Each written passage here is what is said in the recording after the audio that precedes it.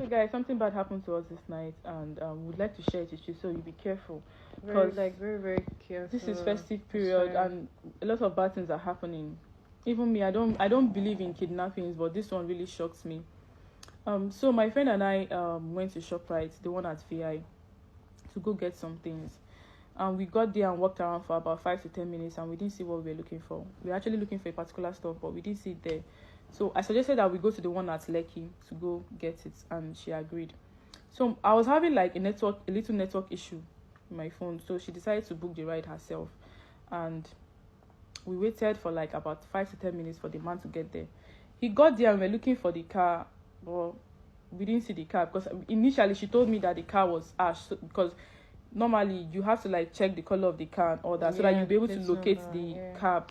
Well, we didn't find any ash colored Camry around us, so we were just standing like, where is this man? So he got down from the car and was like asking us, are you the one that booked, were you guys the ones that booked the ride? And we said yes. So he was like, okay, he's the driver. And then I looked at the car again, and I checked the plate number. Like, I took the phone from my friend and checked the plate number. The plate number wasn't same. The car wasn't same. I started to question the man. I didn't even question him at first. I was like, no problem, we are not going, because this is not the same car in the app. So he like took his time. Like, this man calmly like convinced us that he owns the two cars. That the only thing is that he does not have fuel in the other car. So he decided to pick his second car to come pick us up. At first, I was trying to process it, like, how did you manage to, like, notice that there is no fuel in the other one, and how did you get this one at that point? But I was just like, no, I'm not going. So my friend just tried convincing me that, okay, same person, the same face. Like, the same face on the app. That was the same person that we saw, so... Yeah, so she convinced me to, like, let's just go, because there was no time.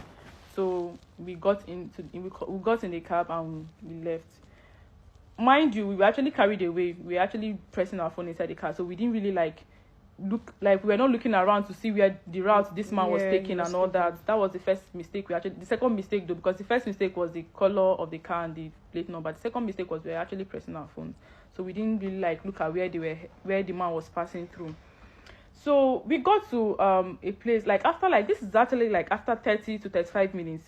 We got to where the hold up was actually very strong. That if you are a Lagosian, if you stay around Lagos, you understand that the hold-ups in mainland is always much more than the ones on the island. I don't really know, but that's what I've noticed personally. So and I had an alarm set for 9 o'clock, because I wanted to post something around 9. So that alarm, I got the alarm. So I just snoozed it and checked the time. It was around 8:55. So I just told my friend that the ShopRite in Asaba, where we actually school, the ShopRite there, they close around 9. I don't know about Lagos ShopRite though, because I'm not I don't visit that often. So I told her that ShopRite in Asaba closes by 9. That means ShopRite in Lagos should be closing around 9. And there was no time, and this hold up is much. It's better we just cancel this ride and turn around.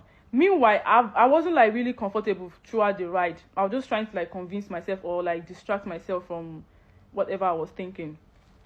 So it was not even up to 2 minutes. This man's phone rang. Meanwhile, his phone was on silence. His phone rang, and then he picked up and was speaking in Yoruba.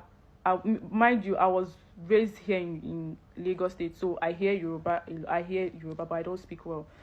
So he picked up the phone. He was like, "Egbon," something like that. So he mentioned something. They asked him, "Where are you?"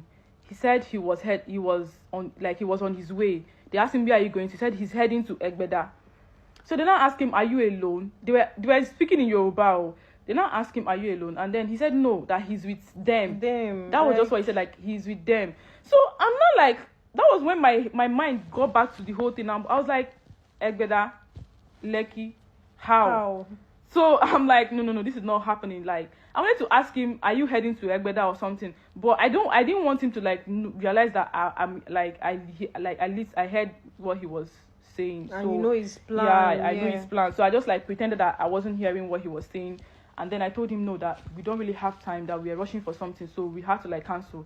This man actually took his time to convince us again that ShopRite does not close, that this is a festive period, that ShopRite does not close, we should be going and all that. Guys, we're still shaking though, just don't mind us, we're really still shaking. So he convinced us that ShopRite will not close early because it's festive period, but And my friend was actually buying the idea. She was like trying to tell me it's okay, let's go. But me, I was like, the hold up is much. Before we get ShopRite, it will be around 10. Now, calculating us coming back, time would have already gone by then, and we're just only girls. So the man agreed after much dragging, because we were actually on hold up. If there was no hold up there, I'm sure this man wouldn't have even agreed to whatever we were saying. He would have sped off or something, and there was nothing we would have done at that moment. So he agreed, and then he cancelled the ride. Mind you, he was so angry when we cancelled the ride. He was acting like there was one thing there was like a money we are going to cut out from his own money and all that. So I was like, okay, I'll just like add up to the money, because the money was about 6,500. I said, let me add it up to 7,000 just to make the man cool, let him not get angry. But I was just thinking about the whole thing, and then immediately we got, and I told my friend that she should get the Google map and check where we were at, because that place was just looking so off. So we checked, and guys, we were at Surulere. Like Surulere, Lekki. How did we get here? Because if this man had passed the main route I know of, I would have actually realized that we're actually going to the wrong place. But this man actually passed a total different route, and then we just decided to book another ride going back to VI. Mind you, when we are heading back, we actually passed Lekki. This is actually a total different road. And the person we called next, like we called one of our friends to tell him what was going on in case anything happened, so that he can actually fetch us. So he said that Egbeda is actually like 30 minutes away from Surulere. That if we were actually at Surulere, if not for the hold up, like, we would have gotten to where this man was taking us to, and we wouldn't have done anything. But I'm just like, we're just like trying to share this so that you be very, very careful, especially if the plate number and the car is not does not match the one in description on the map. Please don't go in. Don't just bother yourself, because this would have been a case of kidnap if there was no hold up, and if I did not get an alarm on my phone. Please, you guys should be very, very careful. Like, be very, very careful. We got back home very late. Like, we were so far from where we even checked ShopRite from where we were. It was like an hour plus, like an hour and 35 minutes away from ShopRite. Just imagine that we did not or I did not hear him speaking that Yoruba or whatever he was saying. Just imagine I didn't hear him. That's how we would have kept cool and maybe followed this man to wherever he was taking us to. We actually thank God that we escaped this one, but you guys should be very, very, very, very careful. Extremely careful. Be careful. And even if you don't hear the languages, just try put your head down. Just be mindful, be careful. Don't always be carried away by your phone. When you're in a car, please be careful, because these people are really moving, like going through any route just to kidnap people nowadays. Please be very, very careful. Thank you.